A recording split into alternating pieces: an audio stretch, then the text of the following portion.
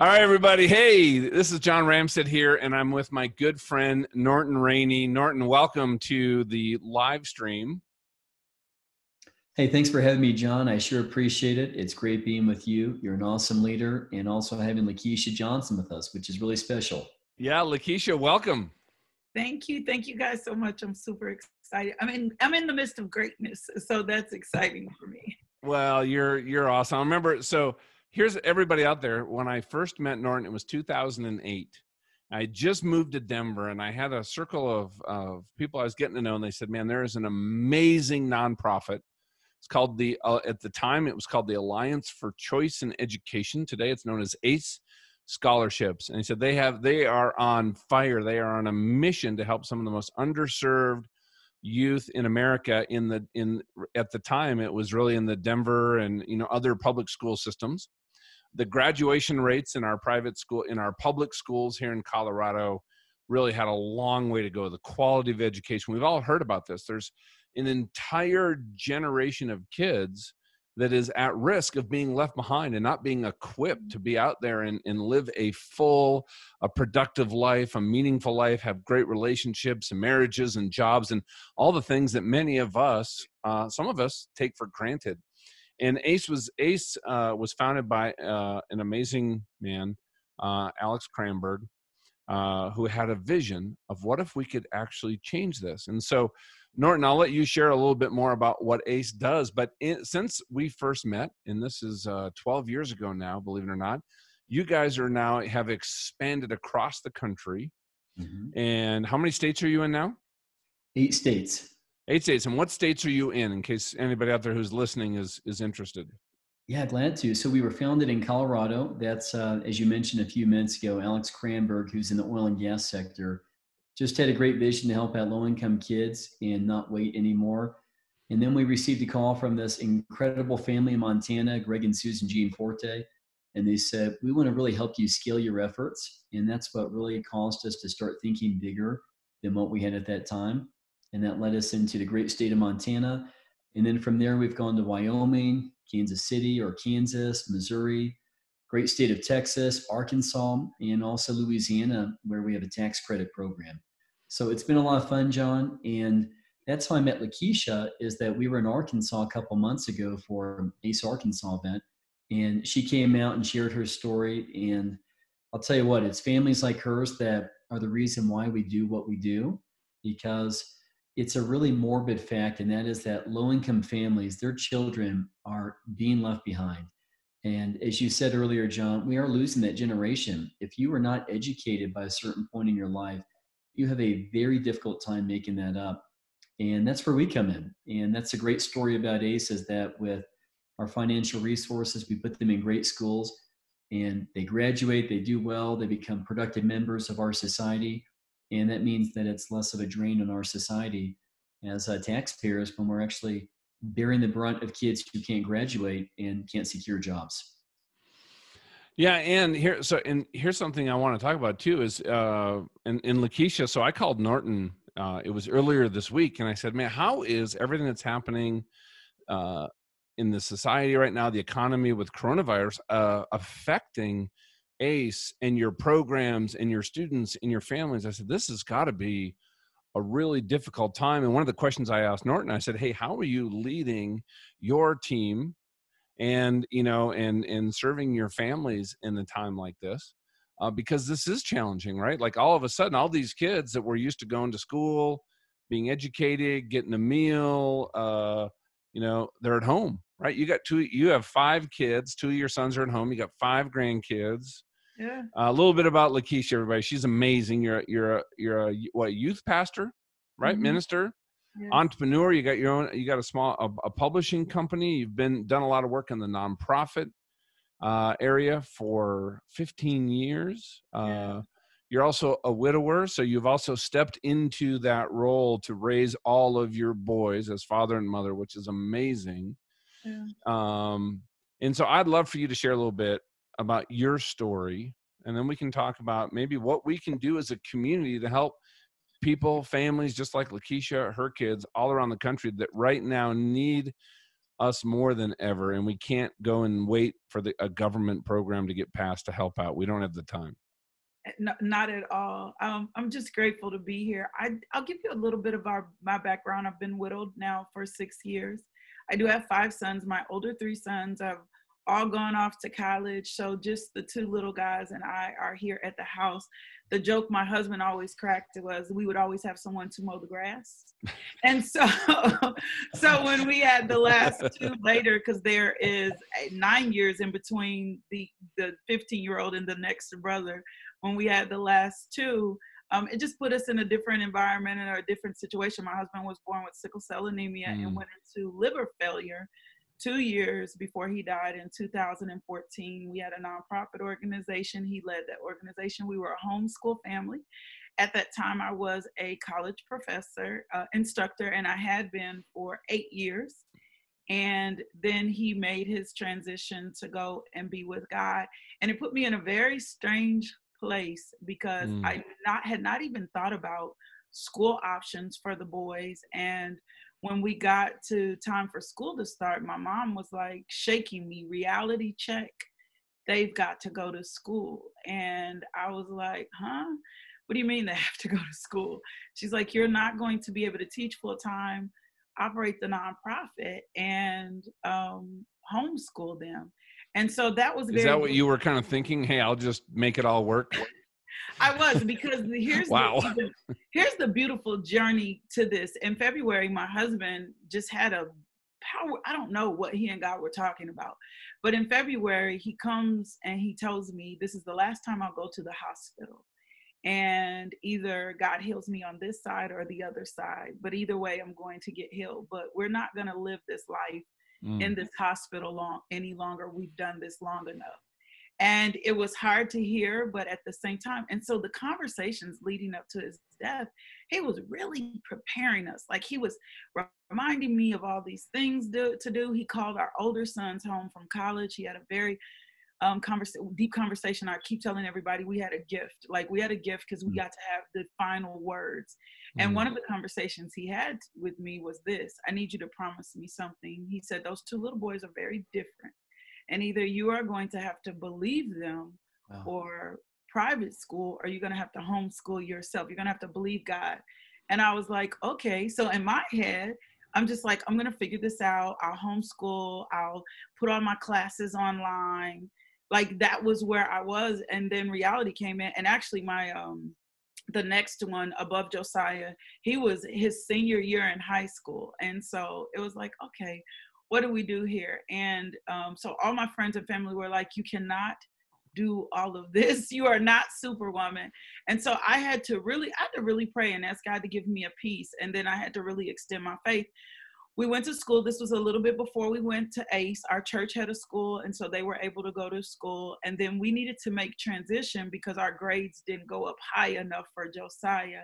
And that's where we met. You mean you were like only K through 8 and you had to go to into high school? Okay. Yeah, K through 5. Okay. And Josiah was heading into the 6th grade. And so I just prayed. I'm like, God, you got to show me. And he showed me Little Rock Christian. Now, and so, can I ask you a question, LaKisha? Sure. At the time, did you consider public school? Because you said your husband said, hey, our kids need to either, because he knew them, need to be in, private school or homeschool. But let me, for other people listening else out there too, what was that had you go toward the private school? And just for anybody out there listening, that's a huge part of what ACE does. Is there's amazing private schools. A lot of them are kind of small and boutique, but they're incredible communities that care about the kids, and the quality of education is amazing. The problem is, right, a lot of us can't afford the tuition in a private school, even though it's a vastly better alternative than the public school. But maybe you could just mention how you maybe made that choice.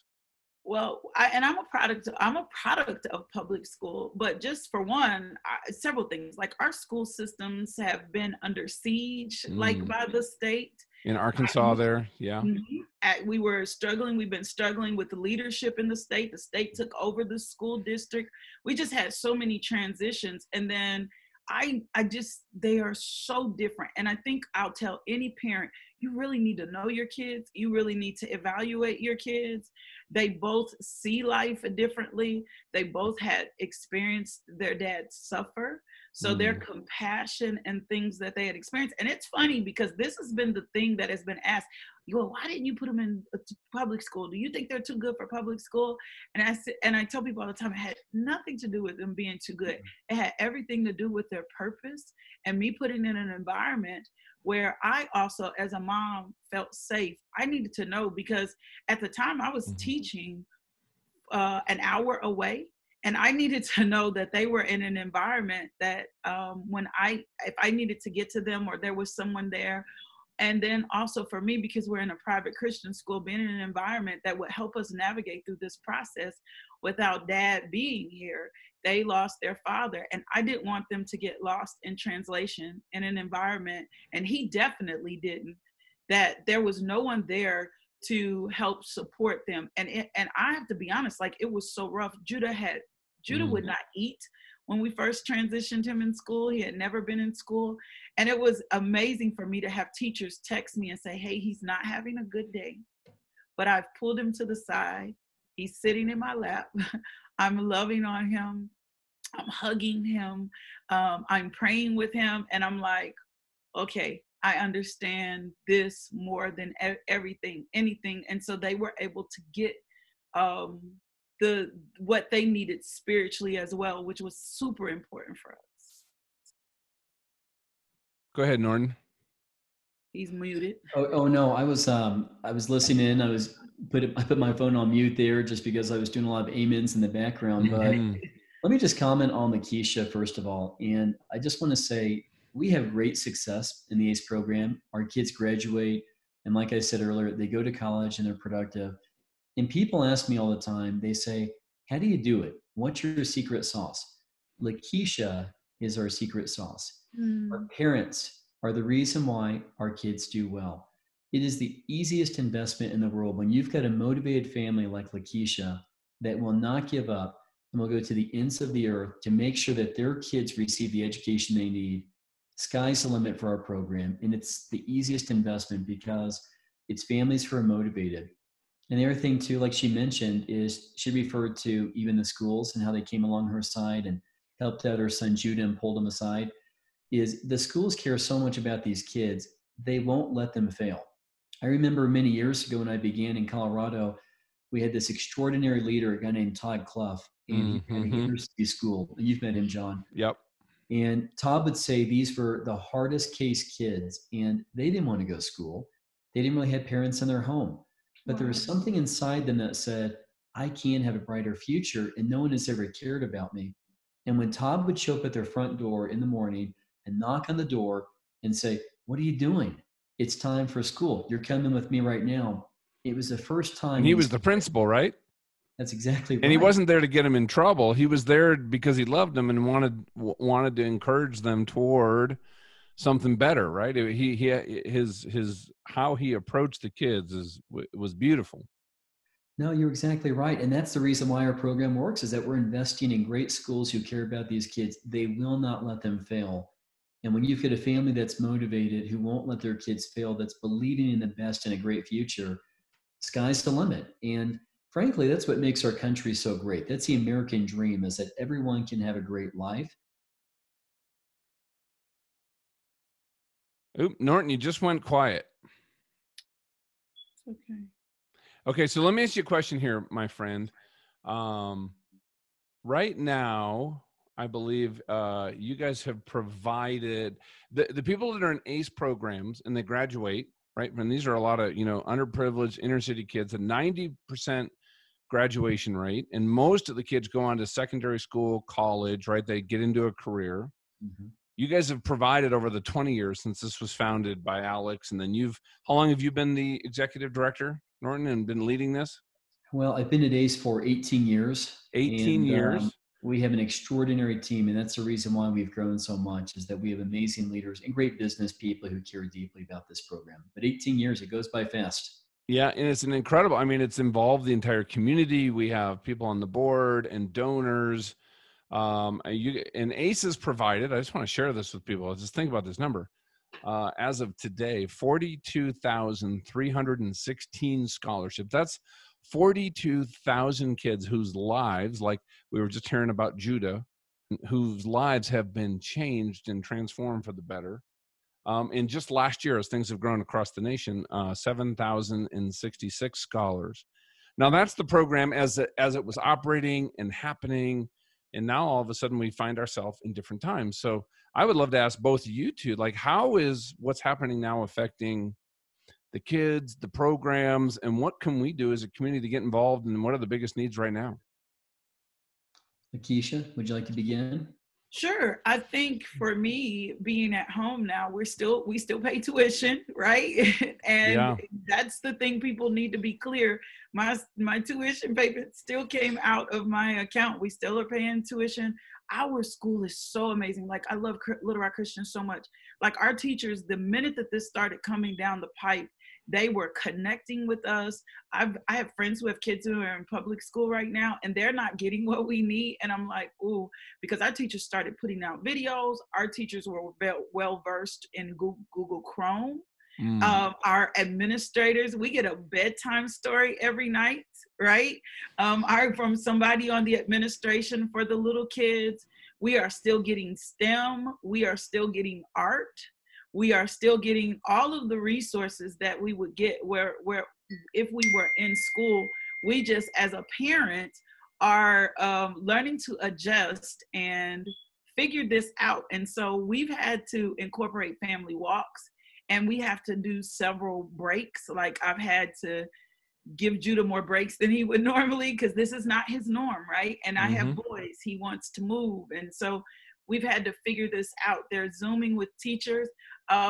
Food is like a really big deal. They're eating a lot in the house. And so I was placing a grocery order before we came, and I was like, oh, this is interesting, because they're eating more. And so we're learning to adjust, but it's also hard because we love our school environment so much that we're not able to really connect the face-to-face. And Judah's teacher texted me earlier and said, I hate this. Like, I simply hate this. And I told her, I know. And Judah's the same way. He's like, I hate this. I missed the opportunity. And so we're adjusting, we're growing with it. That's what I said in the house. This is our motto right now. We're going to adjust and grow. We're going to figure out how to adjust and grow in this season. But it makes me more grateful. Like, I'm grateful that ACE is here because it's allowed me to stay connected to the school. I need to tell you a little bit about my ACE story. I just want you guys to hear. Yeah. I didn't know about ACE. And when we got called, we actually got a call from our finance, from Heidi in our finance. She said, I need to ask you something. At the school? She said, there's a program that you may qualify for, and they have one scholarship. They have a little bit of scholarship money left. Would you mind submitting your information to them? And it was crazy because I had just been believing God. I was like, the tuition was still a little bit higher than what I needed. And I remember when that call came in, I was sitting at my desk and I was praying, and I said, God, I'm trusting you for this. And she says, well, we got a little bit of more money, and we want to see if you qualify. Will you submit all your stuff? And I was like, yeah, we were already halfway in the school year. And so I submitted, and I said, I don't know, we might be borderline. I say the amount. She said, I promise you, I think you're going to qualify. And so when I submitted, she called me a few days later and said, guess what? You're going to get this scholarship. And I cried and I prayed and I worshiped and I screamed and I called my best friend. And I'm like, because what it did for me was it took the pressure off of me. We moved out of our house into an apartment to be closer to our school because we were 40 minutes from our school. And so we've given a lot of sacrifices up to be in the school, but my apartment was higher than the mortgage. We were in my husband's family property, but the apartment was higher than the mortgage we were paying. And so we had to make some sincere adjustments. So when she offered us this scholarship, it was perfect timing, but it also provided an opportunity for us for the other fees to be supplemented. So when I went into the next school year, I didn't have to pay their registration fees that I would normally have to pay, which $800 is a lot for this mama in one pop at one time. And so that's how I found ACE, through just our school connecting. But through ACE connecting with our school, saying, hey, we want to be a blessing to another family. Do you have a family? And God placing it on Heidi's heart and her saying, I think I have somebody for you. And so I tell people you got ACE is the pressure releaser. ACE is just release pressure off this mama. Isn't that awesome, Norton? That's what you and your team get to do every day. You've work with people just like LaKisha. How incredible is that, huh? I don't know if Norton can hear us, LaKisha. He's coming in. That's okay. Well, but and so let me share this about them. They've been so personal. They have been so helpful. Aida, I hope I'm saying her name right. She has just been so amazing. Like, she personally checked on us to see if we were okay. ACE sends out emails. We got an email the other day from ACE telling us about what resources were available in our area in case any of us were lacking for food, who was giving out food. For me, when I saw that email come in, that email was absolutely everything. I was like, thank you, ACE, for thinking beyond, because even beyond tuition, I'll be honest, when we make these sacrifices as parents, it's a sacrifice. When we make a decision, we're going to put our kid in private school, it's a sacrifice. And so sometimes it cuts out our extras. It does, things that we would love to be able to do, but it's worth the cut out for these two little boys. And my boys are academically strong. Josiah had a 4.3 last 9 weeks. Judah is all A's and B's. And so to be able to have someone come in and give us this, but to also feel the passion, love, and care. We are not a number to them. We are not just someone they're giving scholarships. We are actually, I feel a part of ACE's family. Like, I feel like I belong in ACE, and ACE has adopted me. And so you are in our family. Yeah, and been texting, and they catch, and they email, and they provide resources, and they've been encouraging us. And so from my perspective, that's what says, you know what? This is a mission. This is their assignment. This isn't them just, we did this nonprofit and we're helping. They're committed to this, and I can feel this in every email, every phone call, and every text that I get. For anyone who's listening right now, you can see why we make the investments we do. When you right now are seeing LaKisha speak, and LaKisha, you are an inspiration. You really are. I mean, you're the reason why we do what we do. By the way, John, a minute ago, I'm not sure if you were asking me a question, but my internet connection's unstable and it freezes for a period of time. But I wanted to add on to what LaKisha said in your question, John. And you made a point that your private school, they've adapted and they have found a way to educate your kids, even despite the virus at this time when schools are literally being shut down. And we are hearing that consistently across the board, that our private schools are not online educators, but they're finding a way for their kids to still receive an education. They're just doing it. They're saying yes. They're finding creative ways to do it. And I think we've all had the unique opportunity to spend time with great leaders. And that's one of the greatest attributes I've noticed about entrepreneurs and people that run businesses or people who achieve certain things. It's not as if they always have the answers. They're not always the experts.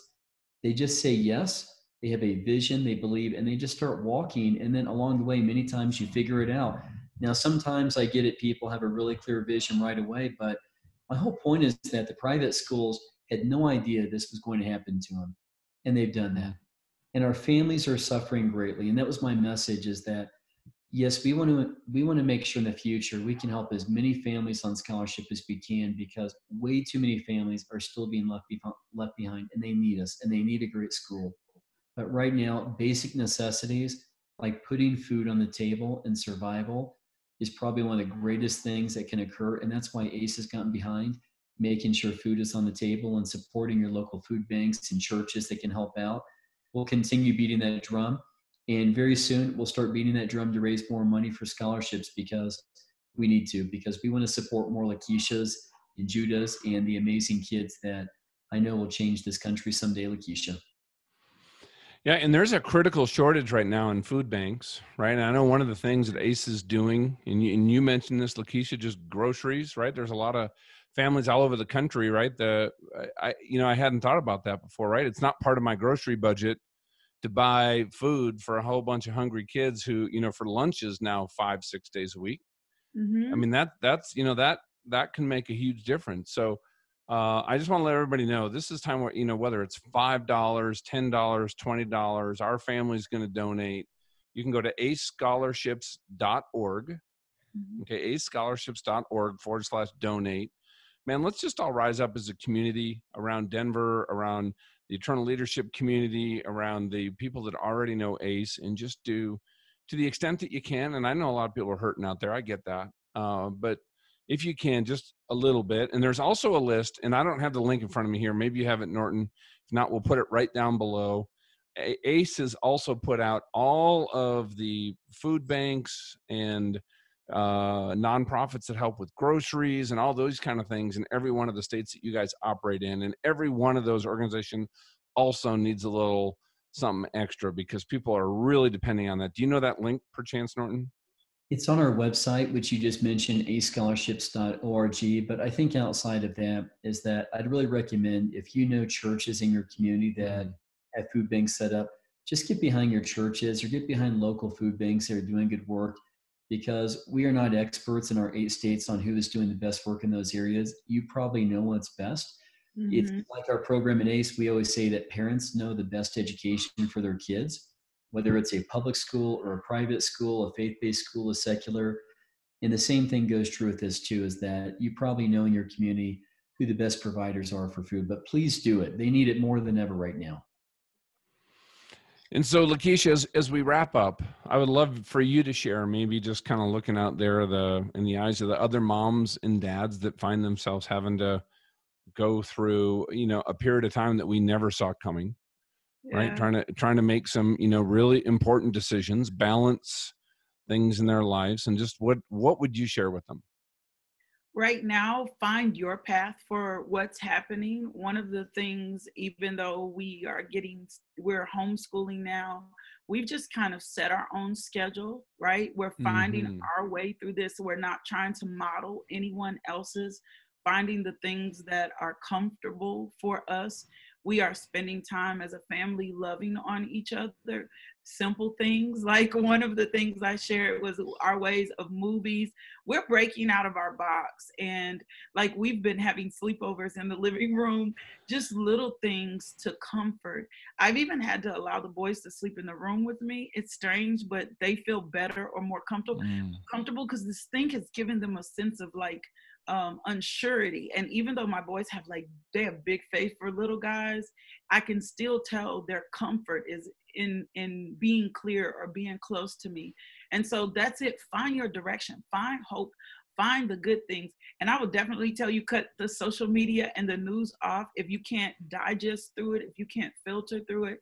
If it's going to make you fearful, then focus on more good things. We've been going back watching 80s. You know, a lot of the resources that are available right now, there's free internet available. Some people are offering free internet for the next 2 months. I know Comcast is. You can find a provider in your area. ABC Mouse is operating and offering resources. There are several resources available in your area. Connect to those resources, find those resources. And if you find yourself in a crisis, ask for help. Like if you find yourself mentally feeling drained, ask for help. Because someone may be able to give you one word of encouragement. Someone may be able to give you a different way of doing these things, right? Especially if you're at home. And then for people, for us that are single moms, especially like for me, we're having to balance. And some of us are still having to learn how to balance and go to work. And what does it look when you are having to balance and go to work? Because our state is not in a shelter in place. We're only in us practicing social distancing from a point of you can still go to work. So I know single moms right now who still have to go to work. Well, if you don't have a good support system, who helps your kids, right? Some of our daycares are still open, but then you're concerned about whether or not your child is safe. So figure out your network. As a single mom, figure out who that network is. Talk to your network. I used to be, I'm going to be honest, so prideful. I didn't think I needed help. In this season and journey of my life, I need all the help that I can get. I call on all the help that I can get. That's why when Heidi called me about my scholarship, yes, ma'am, whatever, however, I am not too proud to help get whatever help I can get. Call for help. Put your SOS out there. Tell someone you need them. Tell someone you need the support. And I think you'll be able to rise, you know, above this thing. Everyone doesn't have the same faith or the belief that I have, but be a little bit more kind and nice to each other as well, and not so much so condemning in this season. We're all trying to figure this out. You know, thank you for sharing that. I just really feel like right now, this is a time for all of us to be in service of each other. It's a time for us to honestly embrace being human a little bit more, having, just a little bit more grace, a little bit more compassion, a little bit more understanding. And you know what, when you're locked in a house with your family now for weeks at a time, a little more patience. We've been trying to do a gratitude exercise here, and things look really we don't know exactly what the future looks like, but in the moment, here's what I believe is we're all going to look back on this as fathers, as mothers, as friends, and people are going to remember how we showed up back during the coronavirus, because there's going to be a point when we've all gone through this. And I think how we show up today as people, as humans, moms and dads, brothers, sisters, friends, we're going to either improve things, right? Our faith, our relationships, our community, the friends that we have. It's either going to get better or it's going to go the other way. There's nothing's going to be status quo going through all this. And so I guess, and this is what you're hearing from LaKisha and from Norton and their whole team. You know what? They are 100% focused on, and I know this about you, Norton, and your team, and LaKisha. People are going to look back over this next 6 months and go, wow, you guys were there for me. I love you.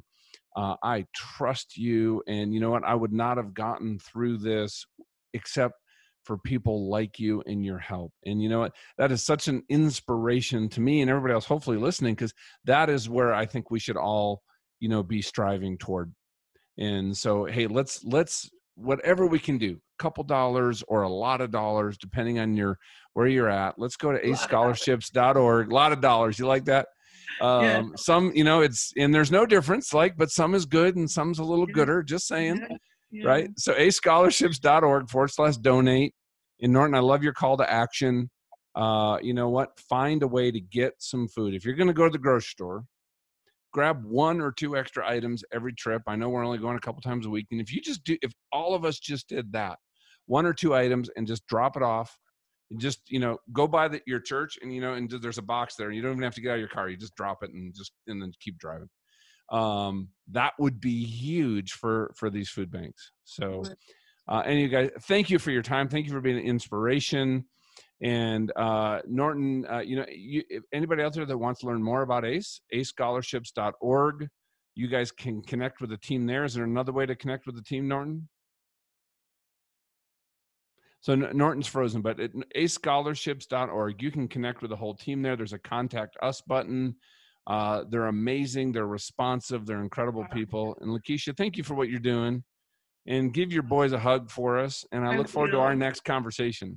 Me too. Thank you, guys. LaKisha, John, thank you. John, thanks for being a great leader and having us on. It means so much to us. And I would just echo everything you said is America's a great place. We have amazing people, and we will dig ourselves out of this hole once again because we're the most generous country in the world by far. And let's maintain our positivity. Let's support those around us, and let's don't be overly critical because it only takes us down. And I'm encouraged by this call. Thank you so much. It's been great. Awesome. You guys rock. Thank you. You rock.